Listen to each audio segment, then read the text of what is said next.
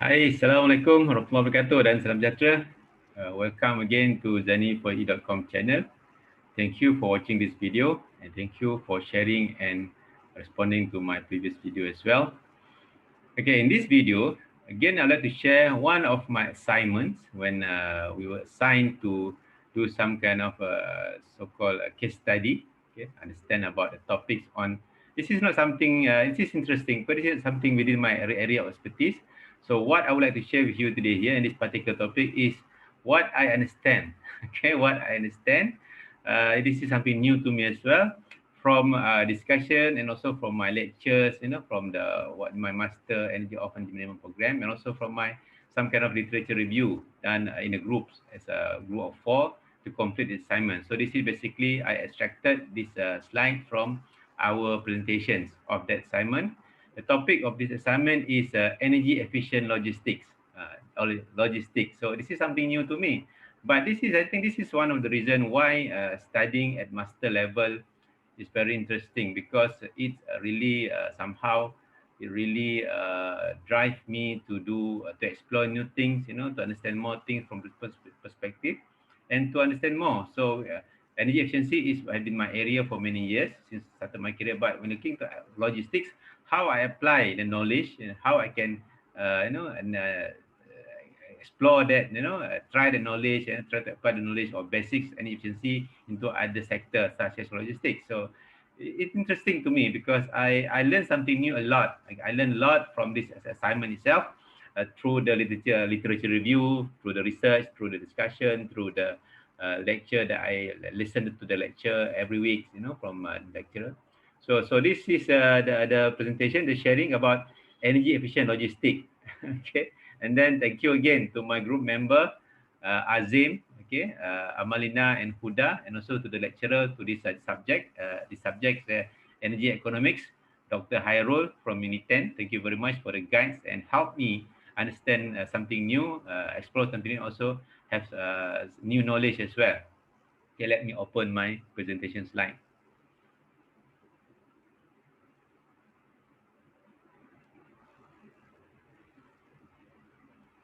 So the topic is energy efficient logistics. Okay. It was presented in early this year on February 2021. So these are references that we managed to look into when preparing for the assignment. Okay, the assignment we have to present our findings of topics, and also I have to prepare a report. So these are mainly our references for the assignment and also for the presentation. So basically, what from the slide that I'm going to present to you, share with you today in this slide, in this video, basically mainly many of them are extracted from information from this references. We have about 10 references here from the study, other research, and also from the reports, from article, and also from the website. So these are contents of my sharing. The first part, personally, this assignment taught me how to what is logistics itself. Okay, we often heard about the words, but this assignment really, bring me into new things. So I learn about somehow have some idea what is logistic all about, and then I understand. Okay, what are challenges in the logistic industry. Okay, overview of the industry and challenges of the industry, and then the next part come to the main topics, energy efficiency in the logistics industry. So this presentation focusing on areas where the potential improvement can be made in the energy efficiency for the logistic industry. And finally, we have a discussion. Okay, also share with you some case study. This assignment as well. We were tasked to apply. Okay, where we can maximize the use of, or we can utilize the use of energy informatics, or in particular energy information system in order for us to make the industry become more energy efficient. So I'll show to you, share with you in this slide later, some example as well on how information system under the energy informatics, being applied to make some parts of the energy, logistic activities become more efficient and more effective as well in terms of operation. So now let's understand in general. So I'll share with you what I understand, okay, from my perspective. What is logistics?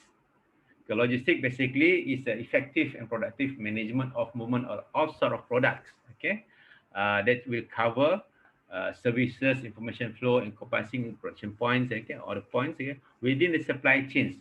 Okay, at the end of the day, to meet the needs of the customers. Okay, so the logistic management process basically is the planning, applications, transportations, warehousing, and controlling of all activities relating to logistics. This is the basic definition of logistics.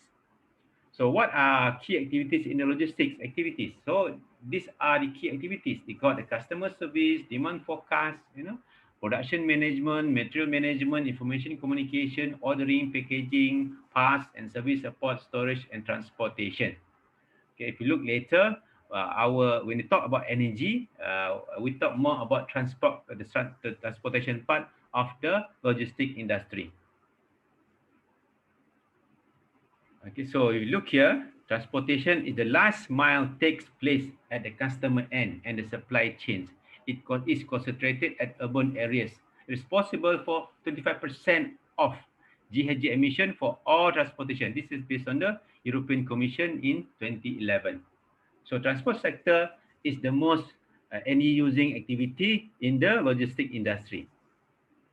Okay, this is some key definitions. Okay, what is logistic management, logistic inputs, logistic outputs, and also logistic management, and also objective in the logistic management. These are some key definition from the that related to logistic industry. Okay, for us to understand more on this, we have to look into all this. We have to understand these basics. What does it mean by logistic management? Okay, what is logistic inputs? Okay, what logistic outputs, and what exactly logistic management all about? Okay, and then the key component in the logistic management, and also the objective of logistic management. So this is some of the key definition. So why logistic management is important? Because it will increase, because the trends, the increase in transportation in distance costs. Therefore, they have to manage because all this, when transportations, all about moving things, right? So distance equivalent to cost, okay? Because they have to pay for the vehicle itself and then also for the fuel mainly, okay? And then logistic management, okay, often focus on the operations, how to reduce the operating costs, and then how to give a quick response, to changes during the production technologies. Okay, and then same time, have to ensure the diversity of product and services to meet the customer needs. This is why logistic management is important. And then we have to increase, efficiency of the developing computer use and communication system. So one way to make it more energy efficient, increase the efficiency of the logistics in the management by started to use the applying the usage of the computer and also the communication system. And then another one, why we have to manage it? Why have logistic management is important? Because of increased numbers of business, very competitive environment. So especially now during the COVID pandemic, logistics become very crucial in terms of connecting the goods to the from the supplier to the user. It's no longer, there's some limitation on the involvement of the parties involved in the receiving and also from the supplying. Okay, at the same time, okay, need to provide services here outside their main activities.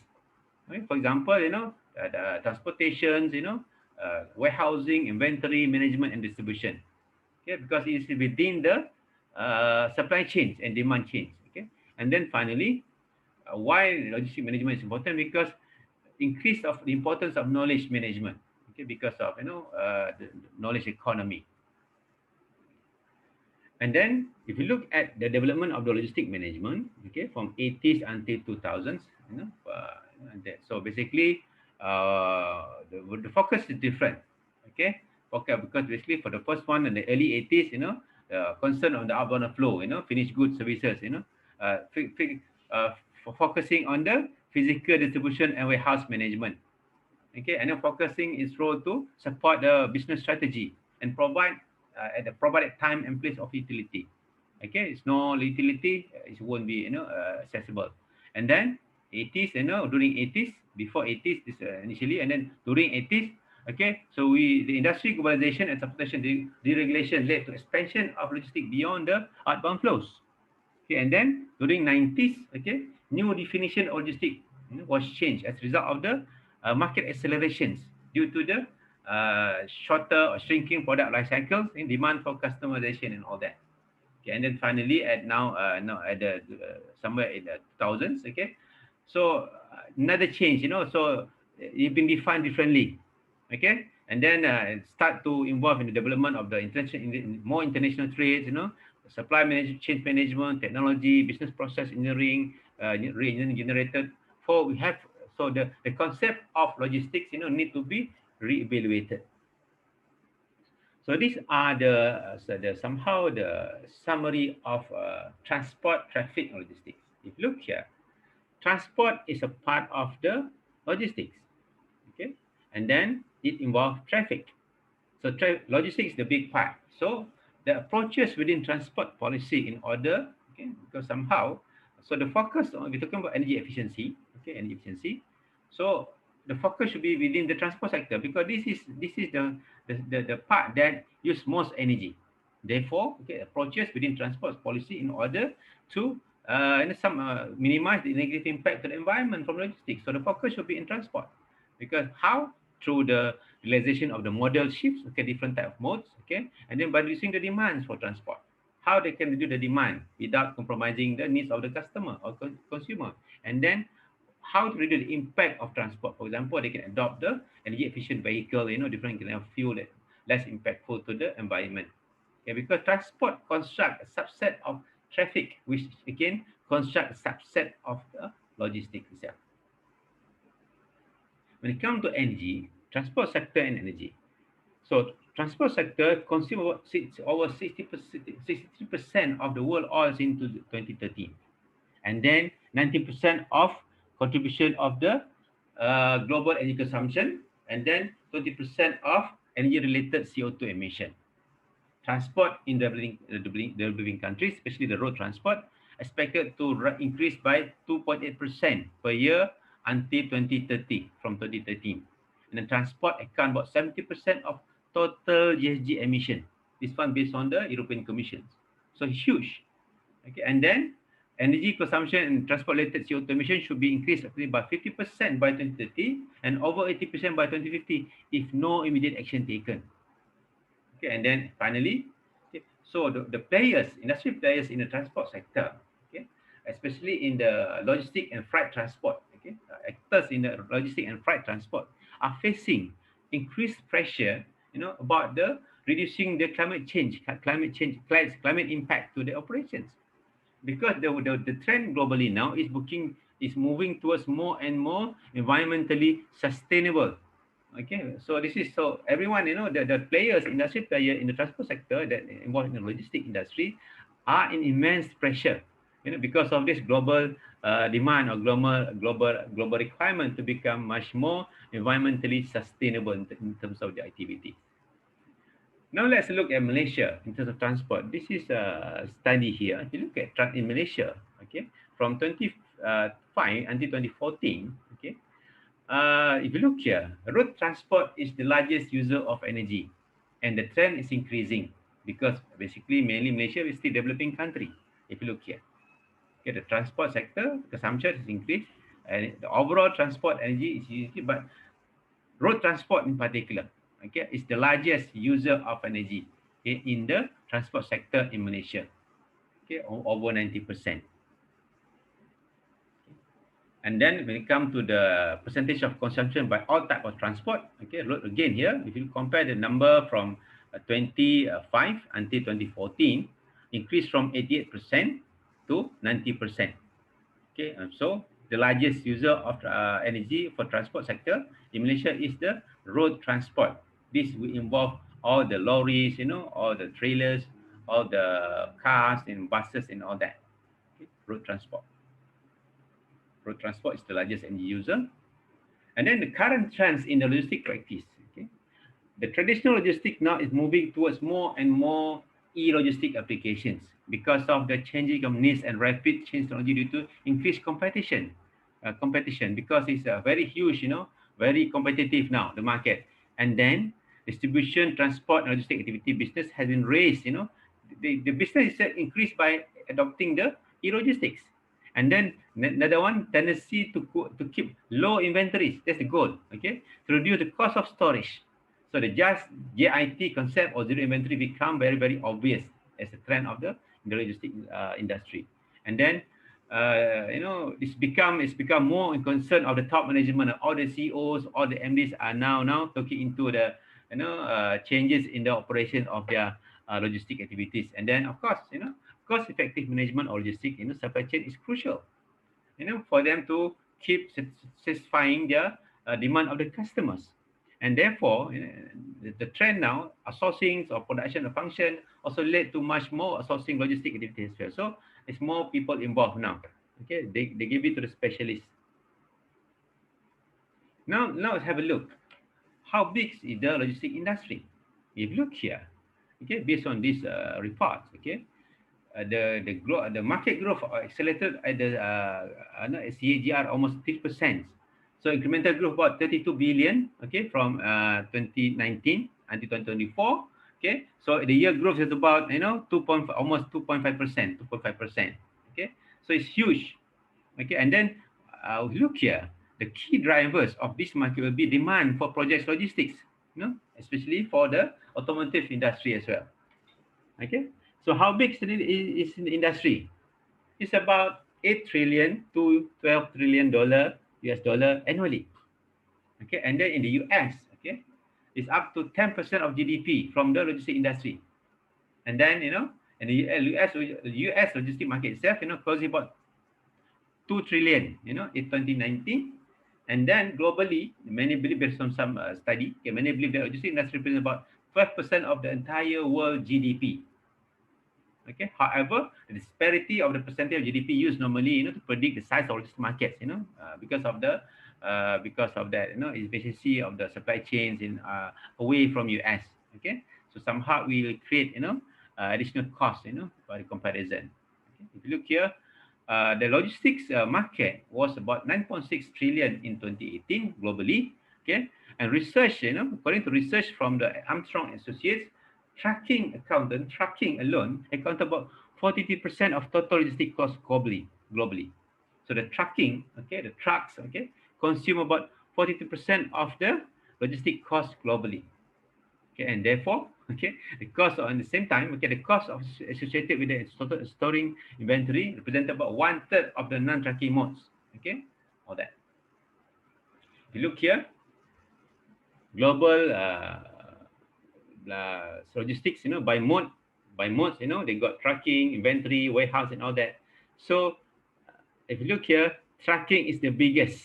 Okay. If you look here, 4 trillion. All right, 4 trillion.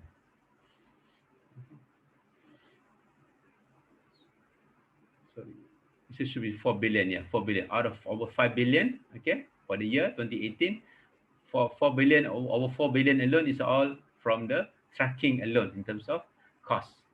Okay, cost. Look here. How about Malaysia? What about logistic industry in Malaysia? So let's see. Look here. This from this report until 2020. Okay, transport and storage subsector contributed to the national GDP is about 4.3% or 50 billion by 2020. From the current, okay, I think the study somewhere, I can't recall the year of the study of the document, but up to by 2020, from the up to 4.3%. Okay, the total, okay, yeah, at 2013. Okay, this report from 2013. Okay, the 13. So the cargo volumes, it is about 8% increase. Okay, labor productivity about 5% increase. From 2014 to 2020 expected. Now we are at 2021. Okay, it's about 8%. Okay, cargo volume increase is about additional about 5.9 billion to the national GDP by 2020. Okay, based on the constant 2005 price, and the expected throughput productivity increased by 5%. Okay, resulted to contribution to an additional about 3.8 billion. Okay, GDP by 2020. This is for Malaysia. Okay, this is for Malaysia. So the current logistic in Malaysia basically, it should be between 9 to 11 billion the next decade. Okay, about 12% to the GDP contribution. Okay, if the supply chain competitiveness improve. Okay, with more engaged in transport and logistics services. Okay, and then in Malaysia, The reducing of the supply chain cost by activities stipulate other national growth at the World Bank estimated that 10% reduction of transportation costs, okay, by increased trade by 20%. Okay, means that 10% of reduction of transportation costs can increase trade by 20%. Therefore, I think there are a lot of incentive, some very, I can't say a lot, but there is some incentive now being offered by government, especially for the in the integrated, for example, the integrated logistics services incentive. Okay, so for example, in 25, okay, the industry comprising of transport, storage, communication services, contributing about 8.8% to the national GDP. So under the third industrial master plan, okay, until 2020, okay, so the role of importance of actually mentioned highlighted regard of the Malaysia progress, in the industrialization and international trades, okay, is targeting, somehow we expect, we should see about 12% by 2020. This is in Malaysia. So in ASEAN, there are some changes as well. There are the liberalization of the logistics industry in ASEAN. Okay, they have to want to enhance the integration of the logistics service, so have to be some kind of integrations. Okay, some they have outlined some specific measures and timeline for integration, liberalizations, and facilitation for the logistics sector. It's happened in ASEAN. Okay, they got the ASEAN roadmap for the integrated logistics sector, which includes coverage of the logistics services, okay, for the liberalizations, issues, related to trade and consumers and customs. So issue related to trade and customs, how they can somehow work together on that, and then expanding the capability of ASEAN, as the logistics service providers.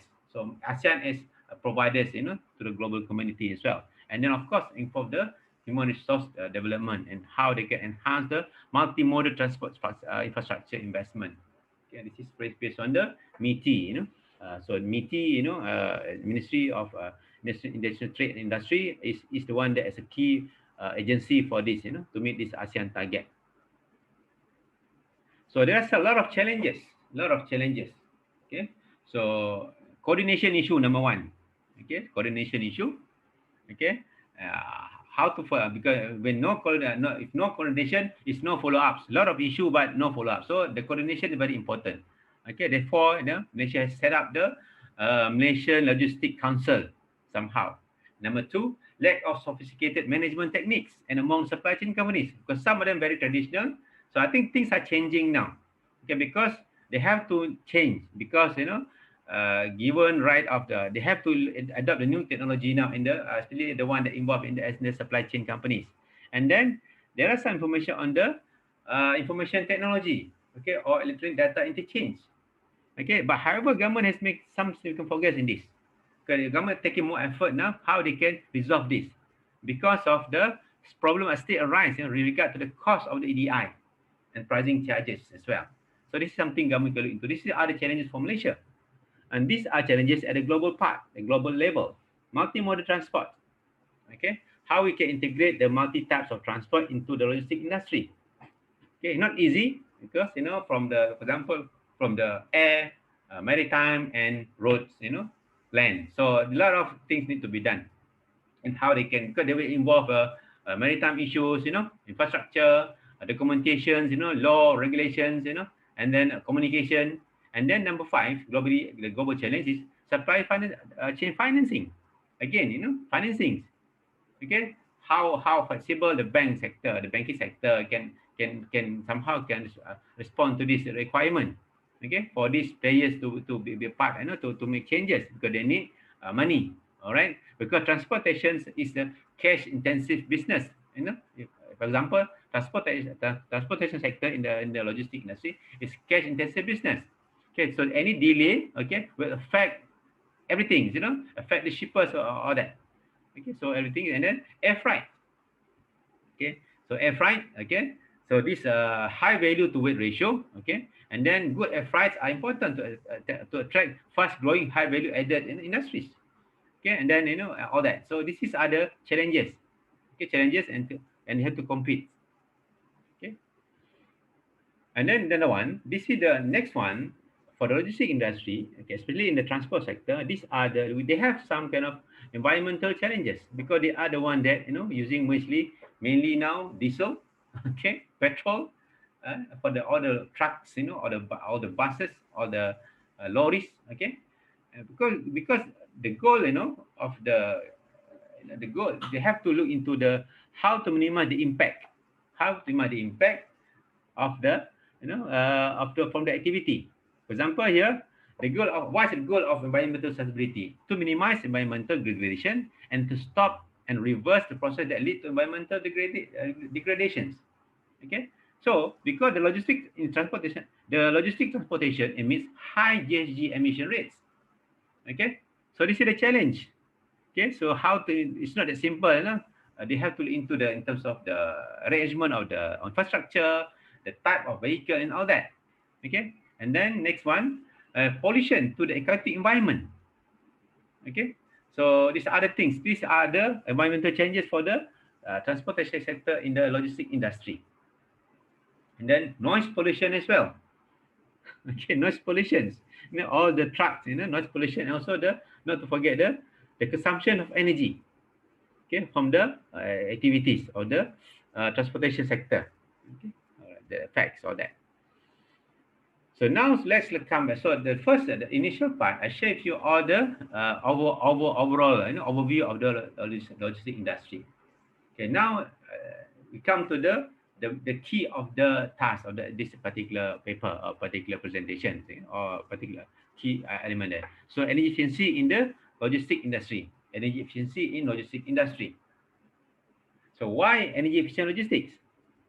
Because logistic operations are energy consuming and impact the environmental negatively, and mainly in transportation activities. Okay, and then another one, improving in energy efficiency in logistics is crucial because it will affect the environment. Okay, because environmental sustainability can be achieved by increasing the utilization capacity of the logistic industry. And then another one, why it had to be efficient? Because the pressure of the business operating costs, they must be optimized and reduced. Must be optimized and reduced. Okay, so this is the reason, key reason why, okay, we must have energy efficient logistics. Okay, and then this is some of the key. All right, this is some of the how we define, okay, some of the key definition that related to energy efficiency in logistics, from the literature review. Okay, literature review. All right.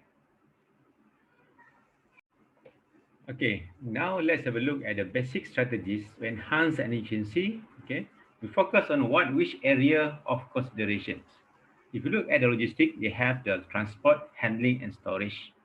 Okay, and then what can be done? Basically, we come to this is, if you look at the diagram on the left side. Okay, we need to look into the realization of the model shift. Okay, in the transport sector. Okay, how we can reduce the impact. Okay, and there's another one, how we can reduce the demand. There's three key strategies. The model shift, impact, how we can reduce all for each activity, how to reduce the impact. Okay, when it comes to handling, okay, and everything, and then also how to reduce the demands so that we can reduce the storage requirement.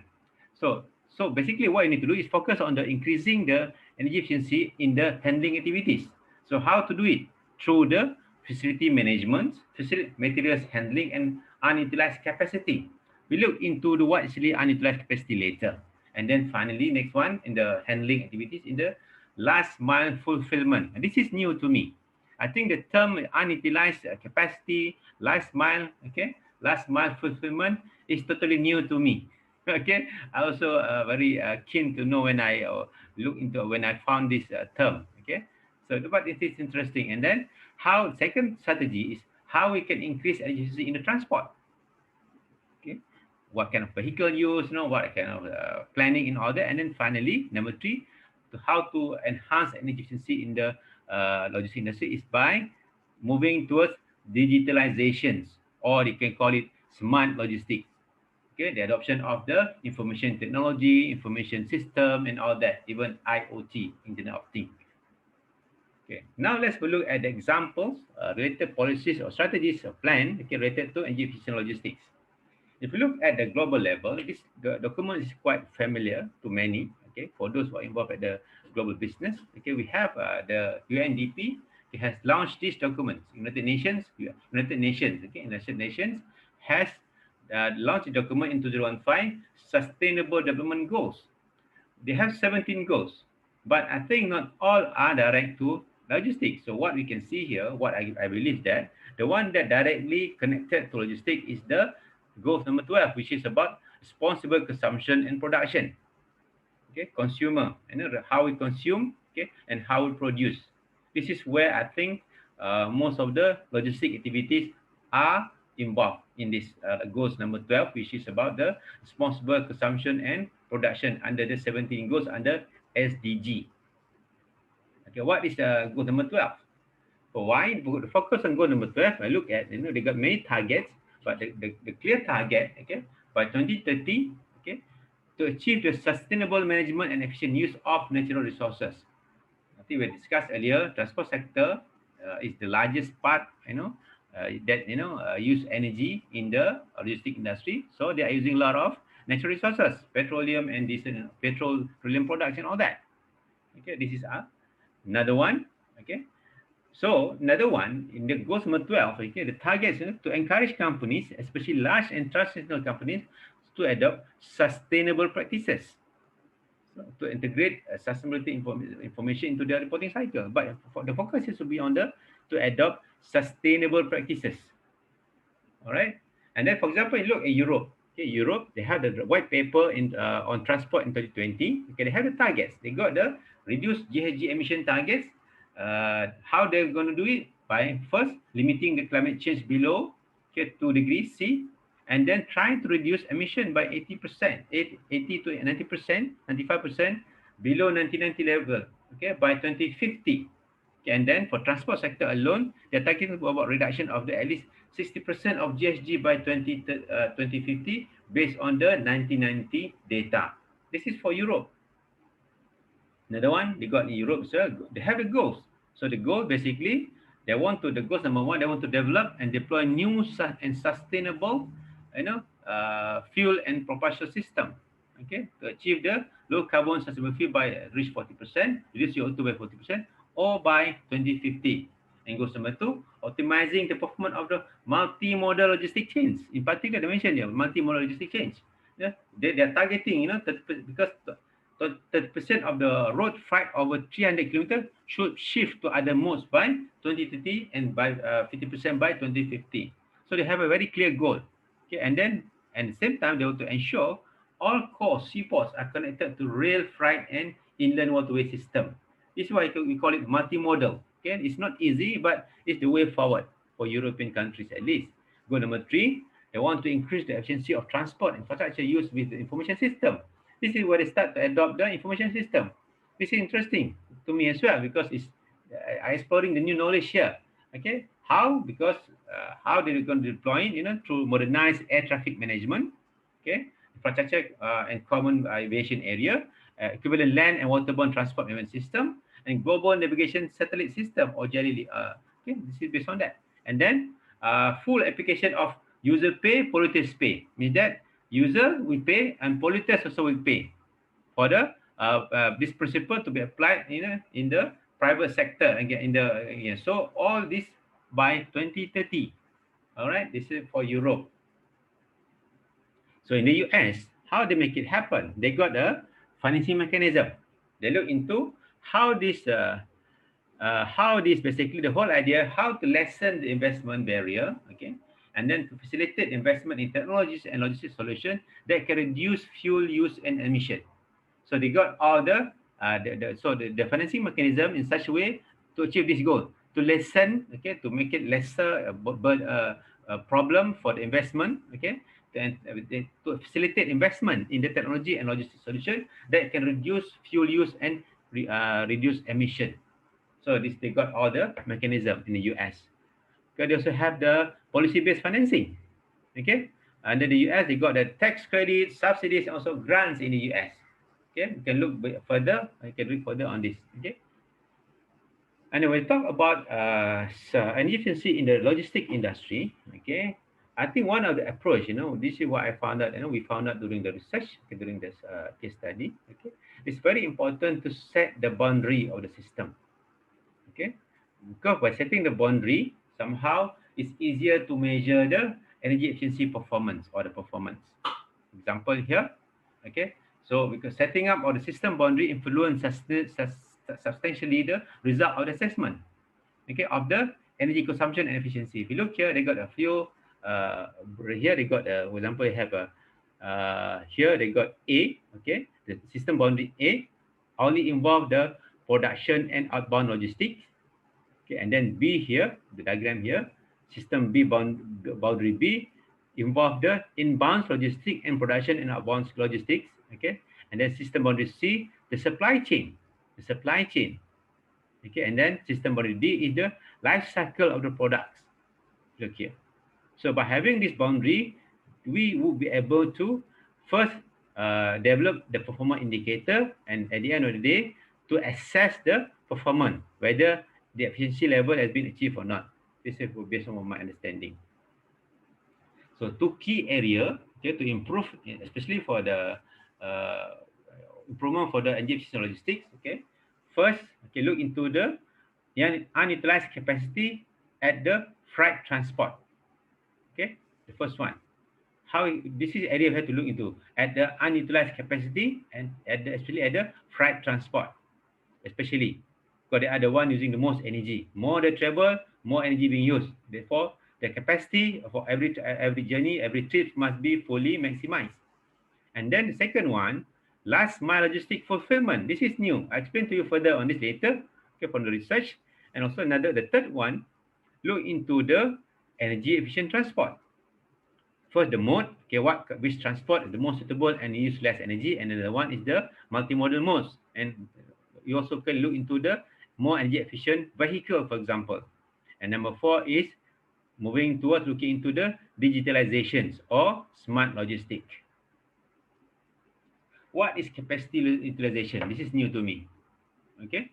So utilizing capacity is freight transport logistics reduce energy consumption. Means that if the you can utilize the overcapacity, okay, overcapacity in freight transport and logistics reduce energy consumptions. Okay, and then when you look at the energy centric perspective, okay, capacity is an energy using consuming unit. So whatever, for example, a truck, right? If they have the truck is traveling, the moment the truck is traveling, whether the truck is empty or not, okay, half empty, 60% occupied, and so on, it's energy consuming units.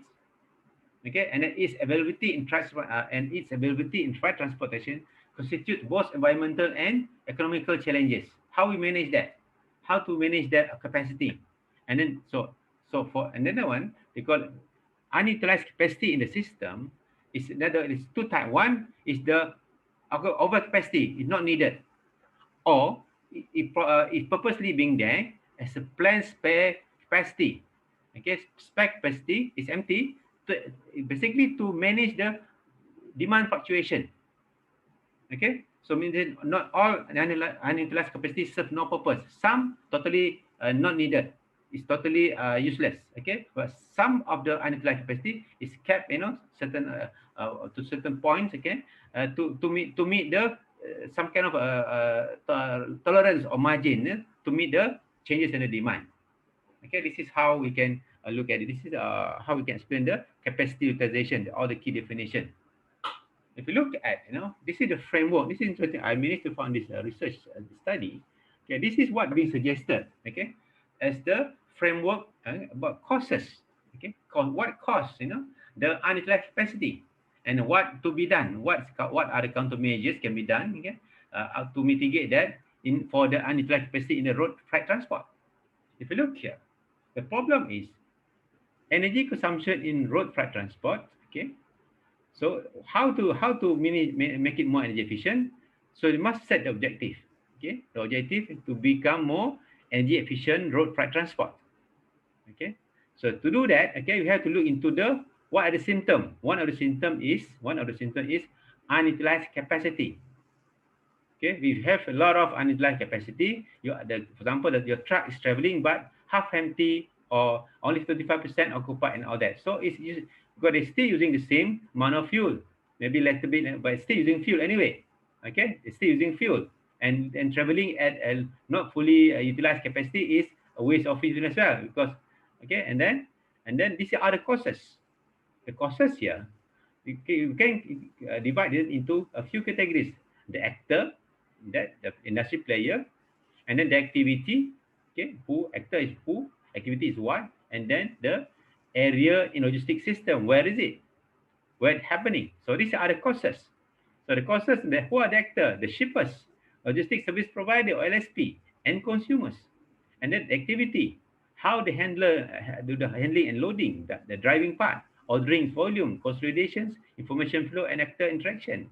And then next one, the areas in the logistic system, just and JIT deliveries, okay, e-commerce, and last mile distribution, reverse logistic and returns and cost structure. And all these causes, this will cause, okay, unutilized capacity. Next, how to mitigate? How to mitigate? So the countermeasure proposed here, based on this research, okay, they have to look into, for the actors, how to make the performance can be visualized, and then come with the educations, and then set the expectation and manage it, and then they may consider outsourcing, okay, and then start to use of fossil fossil free energy or lesser, more efficient vehicles. And in terms of activity, they can have standards, SOP, on how the do the handling and loading. And then of course trainings, maybe they can travel during the off peak delivery and planning. Okay, and of course a lot of things about information sharing. This is how we can minimize the or eliminate the unutilized capacity at the from the activities. And then area logic system. Okay, if you look at here, decelerations, disconnect, reduction, tracking, and how they can structure the cost. Okay, in the countermeasure for the how to manage this the area and logistics system about the unutilized capacity. This is very interesting. For me, this is new to me as well. So honestly, I just have some idea about it, but it's interesting to know about this kind of new knowledge about how to make the logistic industry more energy efficient. Just from one area here, we call it unutilized capacity. And then the second part, okay, last mile fulfillment. So the components that shape the efficiency in the last mile fulfillment, okay, is described like this. Okay, last mile fulfillment is among the most energy consuming logistics operation in the supply chain because the vast amount of stop and low fee rates based on this research. If you look here, they have three elements here. A is the distribution structure. Okay, how they arrange their distribution structure. You know, array the fulfillment of options. By shipment. Okay, point of reception. Attribute or the delivery purpose, speed, and then actors involvement. Okay, LSP, LSP stands for logistics service providers, shippers, and consumers. You know, this, how they can insert the structure, and then secondly, how they execute the transportation, the transportation execution. Either they're using commercial or private vehicles. Okay, mode of being used, air, land, or some maritime. Okay, and then type of vehicle, size and types of vehicle, how big, what kind of vehicle used. And then another one, the last component, which is interesting to me as well. Even the household logistic also play the role into the logistic industry in this last mile fulfillment. Because what kind of role the household logistic can use? Okay, for example, by the end user role that the need skill, involvement, and resources at the household at the end of supply chain. In terms of active, they can go and collect. Okay, collecting goods and pick up points. Okay, and then passive, they just stay at home waiting. This behavior, okay, will affect the last mile fulfillment of the that will affect also the efficiency in the last mile fulfillment.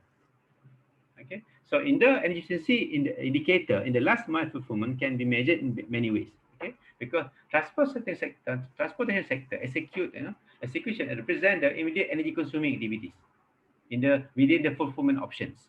So how can we evaluate that?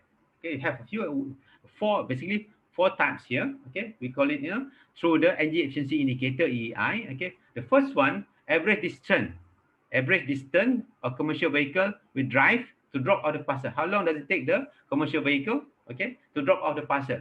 And then second one, average fill rate. How full is the if the every vehicle, every time they travel, and then average time needed to drop off the parcel, the time needed to drop off the parcel from the point until they drop off the parcel, and then finally the average distance driven by the private vehicle to pick up the parcel. For example, they pick up the how far the private vehicle, the household vehicle driven to collect the parcel at a certain point. So four indicator, four types of measuring as the indicator. So this is this is interesting. Okay, I also took me some time to understand this as well. If you look here, these are they have about 6 options. Okay, on the last mile fulfillment.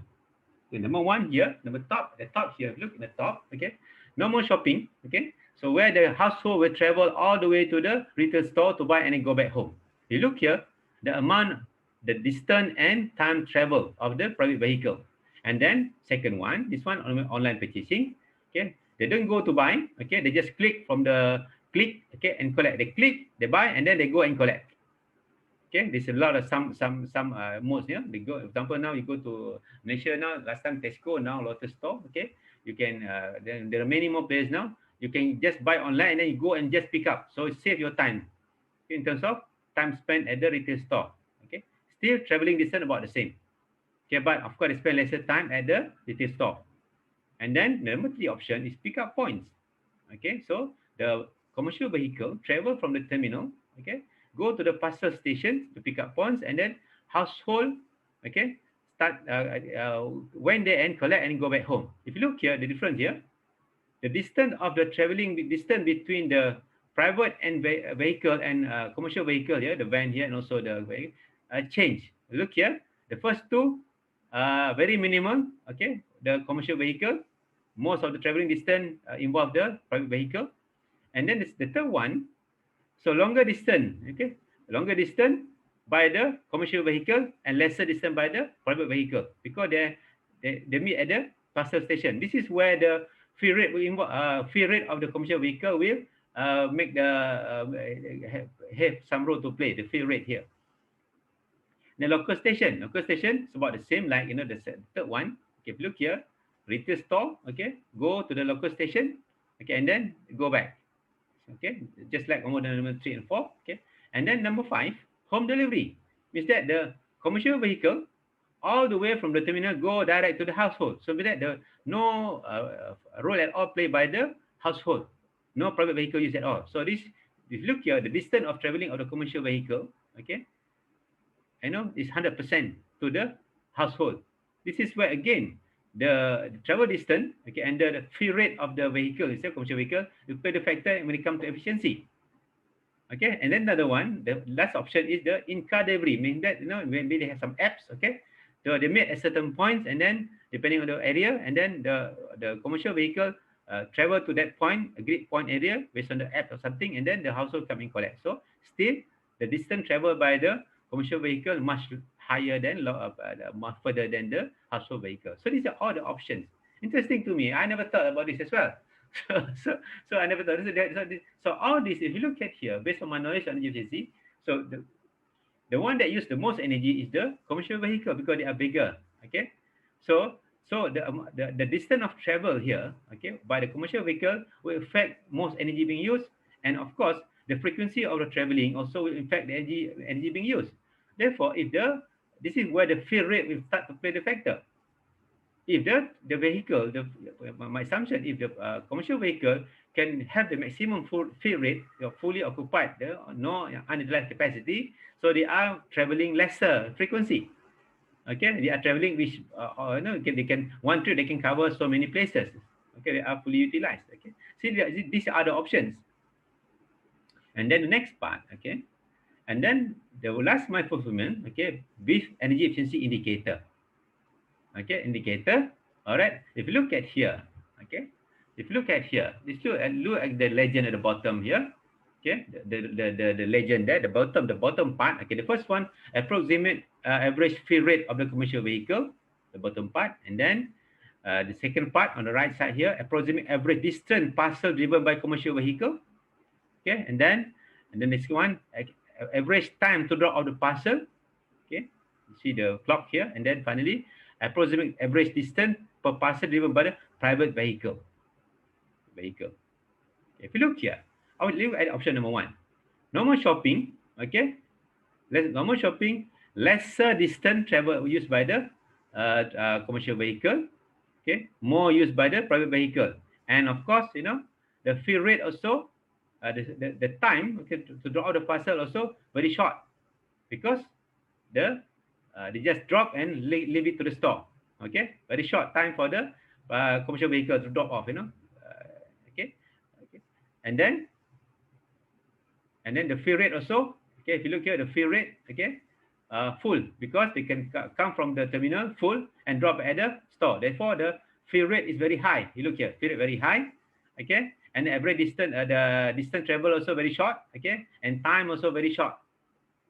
Okay, but the distance traveled by the private vehicle higher. The second, we look here, okay, terminal, okay, retail store, okay, distance is the same, but the time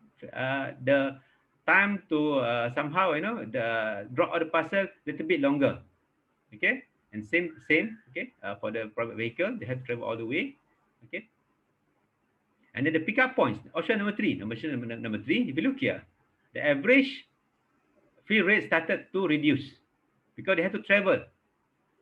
Okay, depend on the demand. They have to travel based on the demand at the parcel station here. Okay, and then driving distance increase. Of course, they have to travel from the terminal to the parcel station, and then time off. Okay, average time to drop off almost similar to the second option. Okay, but times, distance traveled by the household private vehicle lesser. Okay, and then option number 4, local station. Okay, if you look here, the average fill rate commercial vehicle lesser again, because again, okay, depending on the demand as well. Okay, because there maybe local station may have I think in terms of quantity, local station may have more quantity than the parcel station. Okay, and then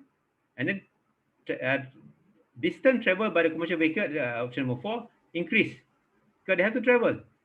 Okay, travel to many local stations. The parcel station normally lesser. Okay, so maybe they have more local stations. Okay, for example at the petrol pump and all that. Okay, and then average time to drop the parcel increase again because they have to go to many places. Okay, different places, different station, maybe different facility, different access, different all the jams and all that. Okay, and then of course, distance travel by the public vehicle almost the same.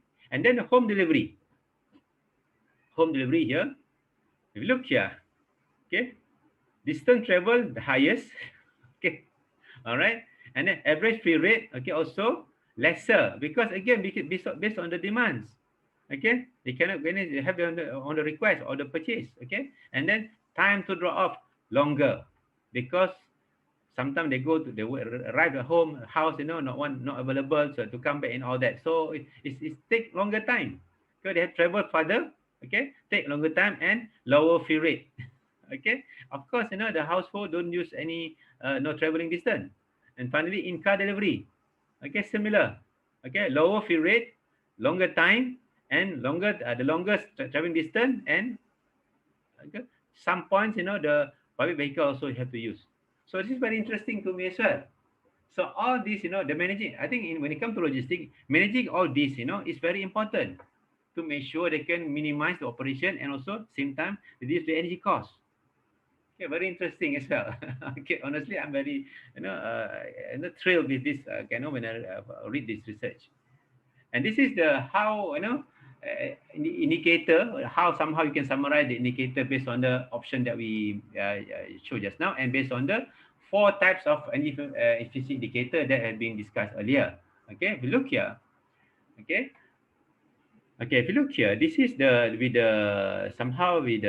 that, slanting one. This one is more to efficient scenario, and this one current best option. If you look here, average fill rate, the lower, the higher, the better.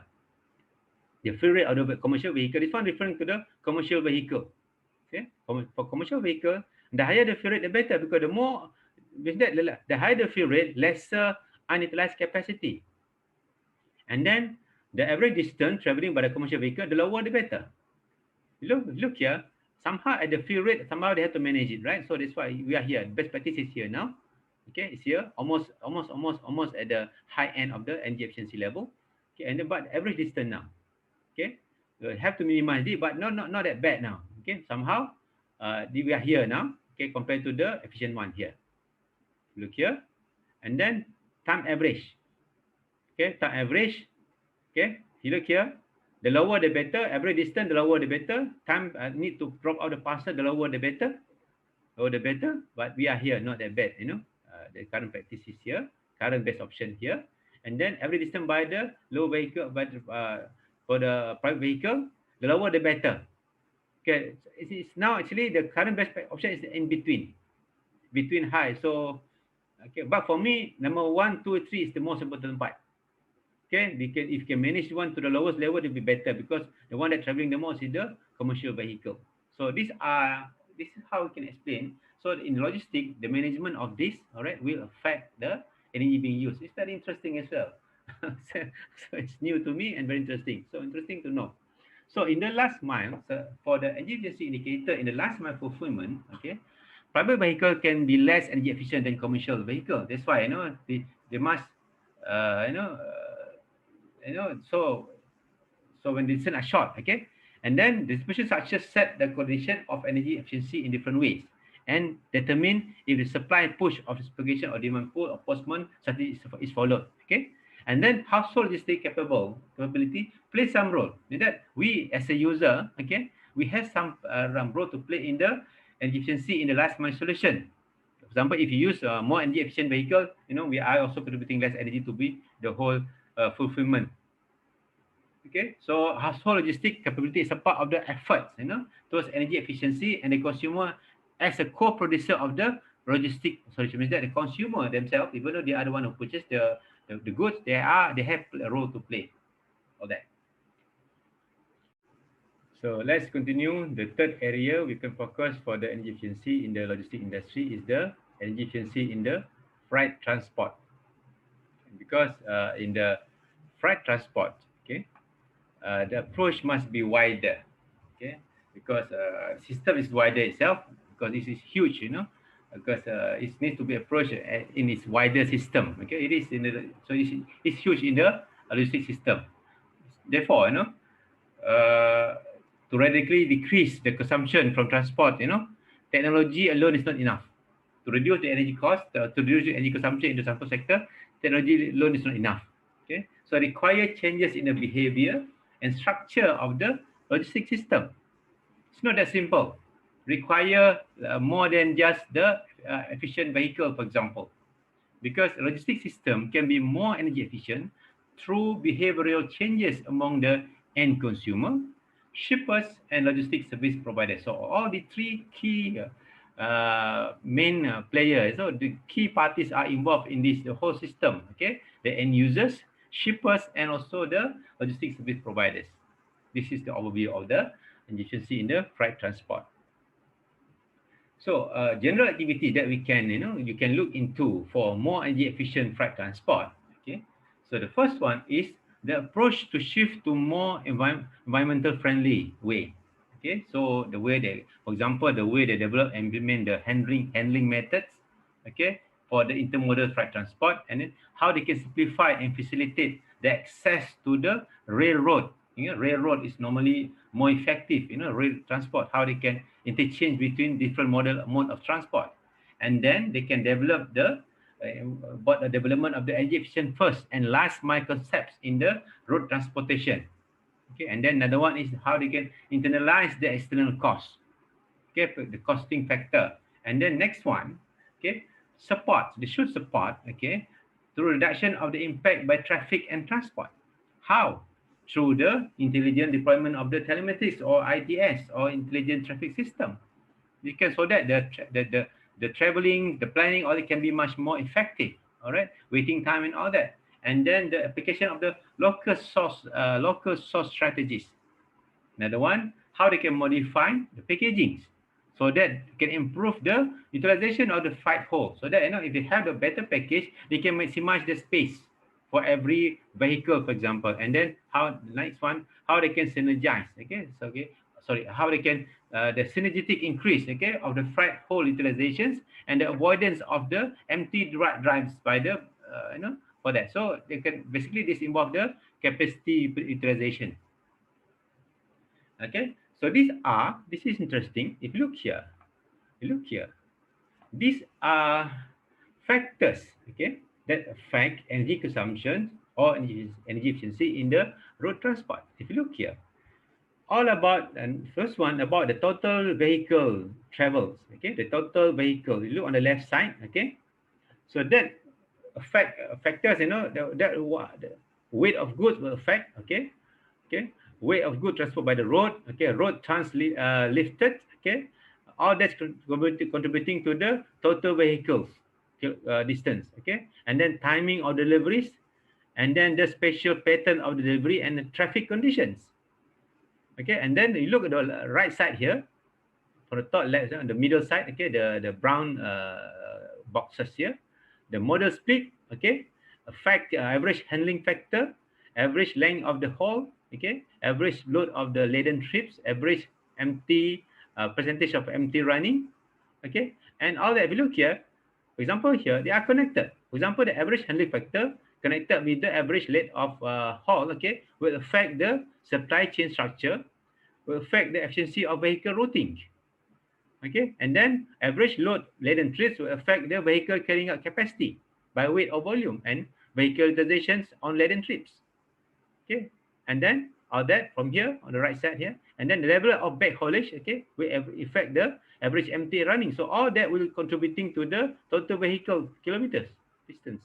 Okay, and all that, okay, and then from the total vehicle kilometers here, okay, and then distribution of vehicle kilometer by vehicle size and weight and time, and all that factor, okay, all this factor from the left here, okay, and then from the right here on the total vehicle here, traffic condition, all that will lead into the fuel efficiency, and then fuel efficiency will affect the fuel consumption, and fuel consumption will affect the carbon intensity of fuel, and then affect the CO2 emission. Okay, if you look here, the brown boxes are the key parameters. Okay, and then if you look here on the right side here, supply chain structure order is the determinants, and then the left side here or the gray color boxes are the aggregate part of it. So these are factors. So all this to me is interesting to me as well. All this need to be carefully studied, and then find a way to utilize it to the maximum, to optimize that. Interesting, very interesting. Okay. And then these are some example of, okay, of approaches for the shift to be more environmental friendly by using fuel efficient or low emission vehicle. Okay, look here, they got the electromobility of road freight transport. Okay, see in Germany. Okay, they got the projects here. Okay, electric truck. They got electric truck. Okay, they got overhead. They got all just like in Malaysia they have it like the commuter. Okay, but here for trucks, not for train. It's often for train, but it's on for trucks. Very interesting. Okay, and then what are required for a successful energy efficiency plan for road freight transport? The first one, sorry. Okay, the first one is the policy with long-term focus. Okay, this one at the government level, because the government can help to shape the industry by working together with the industry player. Okay, and then look into the accounts of the real needs of the national economy. Okay, because long-term focus of policy require comprehensive evaluation of the transport and logistic structure. Transport will involve also infrastructure as well, and then look into the needs of the real national economy, and then the institutional and conceptual framework must be ensure consistency and coordination of a national and sectoral energy efficiency policies. And then the third factor is the necessary for collaboration between government, businesses, freight haulers, and operators of different transport modes. Because by having that kind of collaboration, they can establish clear goals that can be monitored and evaluated to ensure constant improvement. Okay, and then finally, prioritizing the resources allocations according to the effectiveness and impact of the different instrument of approaches. So this is what are the thing that you have to look into based on a vision on what are the most suitable transport system should be to meet certain needs of the economy and also the community. Actually, of course, definitely when you talk about economy of the logistic industry itself. The fourth one area that you can look into the efficiency in the logistic industry in the digitalizations or e-logistic or smart logistics, because digitalization is transforming current distribution structures. A range of new fulfillment modes are emerging from energy efficient operations. So another one, if they have a proper information system, okay, information system can ensure that the data is provided, stored, processed, correlated or analyzed and transferred among all the logistic activities. And then with all that, all simultaneously with all the computers, barcodes and all that. So the benefits are conducting all logistic activities actively can be more efficient and effective. And then it can reduce all the bureaucratics because this is adoption of the smart logistic or digitalizations. So less bureaucracy, because less human intervention, okay, and then ensure the active, effective services to the customer in the supply and the distribution chains, and increase efficiency of the employees, okay, and the system, the whole organization of the players especially, and then time, effective efficient use of times, and then of course all that will result into reducing of cost in all activities. That's how what we can get from the digitalization or e-logistic or smart logistic. What are the area, okay, you can cover what are the coverage in the for e-logistic or smart logistics? Almost everything, from receiving of goods, packaging and labeling, execution of handling process, carrying out the entire loading process, preparing routes, planning loads and all that. That's one that will help into the capacity utilization and tracing the vehicles, through the satellite and computer system, unloading cargoes, automatically loading cargoes, okay, web-based, customs consultancy services, electronic insurance services, and transportation of loads from port to port, on-site delivery. So a lot of things can be covered under the e-logistic. So how information system, okay, for e-logistic, how information system can be utilized? They can be utilized for observing, okay, reporting, approximating or estimating, and supervising, and finally measuring. And all basically you can go up to all real time.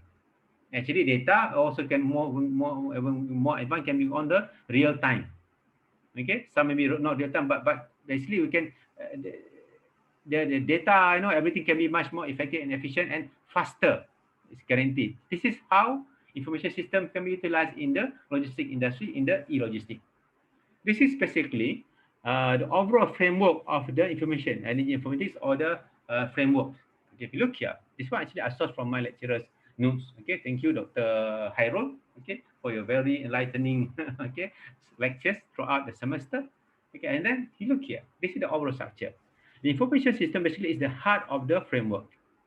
And then along there, they got the sensor network. What is sensor network? Sensor network is the device that collect all the data. Okay, and they collect the data. And then what is flow network? The flow network is all data being collected. For example, what the constant numbers of goods, okay, traffics, how many traffics causing the area and goods. This is what are being measured, quantity here. So the sensor collect data on the all the flow networks, and then all will be fit into the information system. And then the sensitized objects, okay, for this and the sensor networks and the flow networks are all falls under the supply. Okay, and then on the demand side here, at the demand here, they got the sensitized objects. What is sensitized object? Sensitized object is the one that what you can control, what you can make it more efficient. For example, you have the warehouse. How can you make your house? What parameter you can control, okay, to make the warehouse more efficient.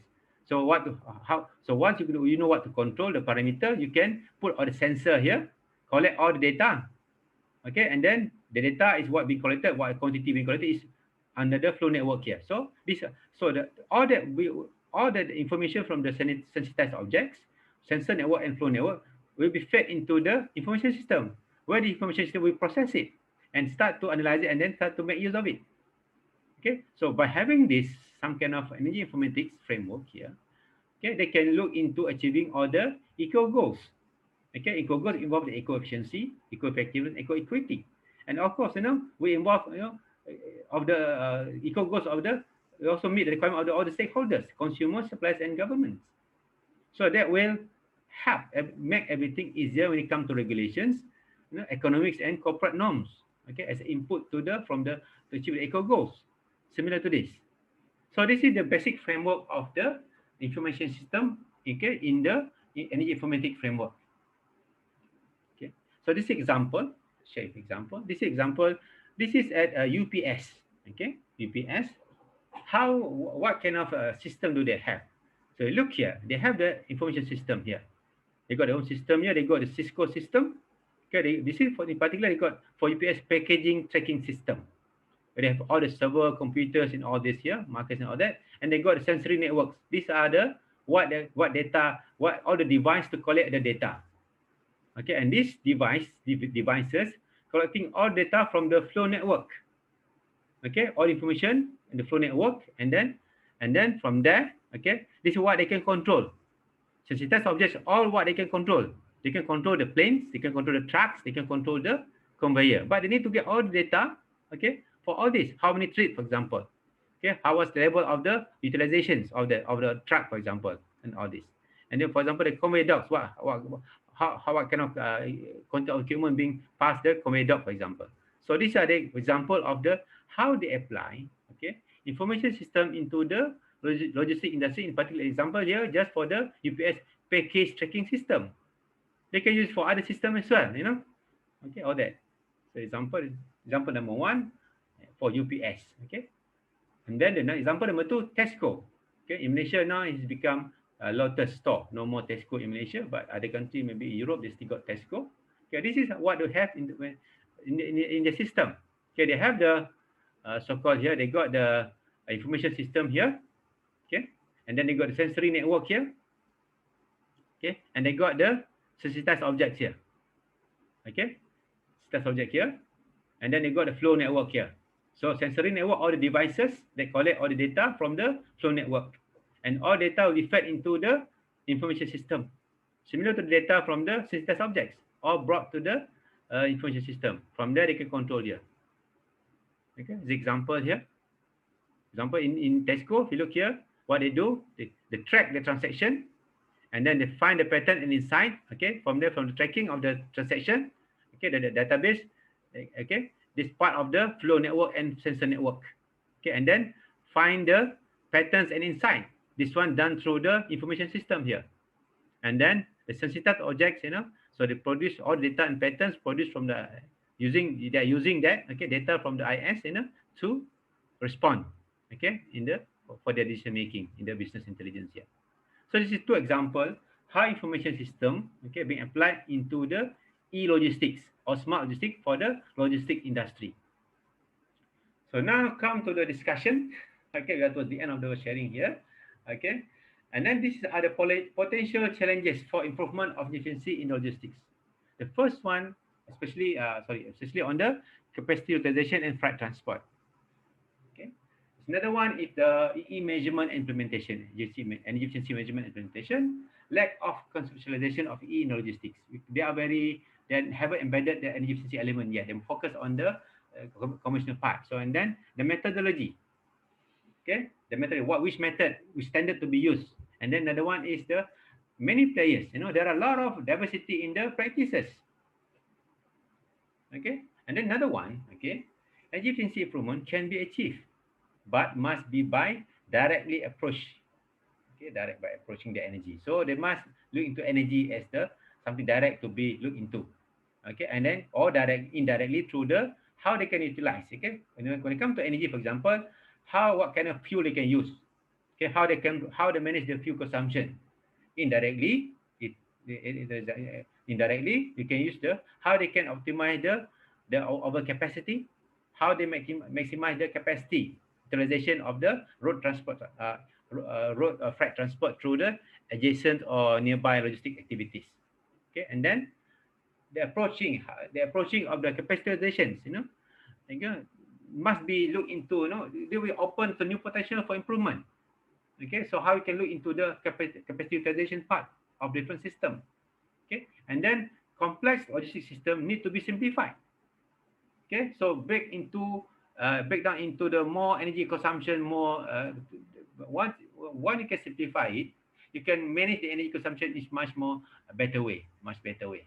Okay, so that the logistics service provider can improve the efficiency by utilizing the capacity.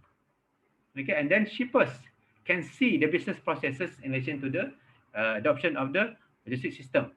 Okay, so you can see the business process in the logistics system, and then and consumers can take both active and passive role, especially in the last mile fulfillment of the logistic process to improve energy efficiency. So finally, okay, so energy efficiency is very important as a conclusion in the logistic industry because as mainly for the transportation activities. Okay, cost effectiveness when it comes actually in energy is very crucial to ensure contribute to the effectiveness of the competitiveness of the industry players in the logistic industry. And for energy efficient logistics, it will reduce. They can do what they can do. They can reduce energy demands. Okay, if they have more energy efficient logistics, they can reduce energy demand. Okay, and then it can be one of the key mitigation in achieving business and sustainability goals.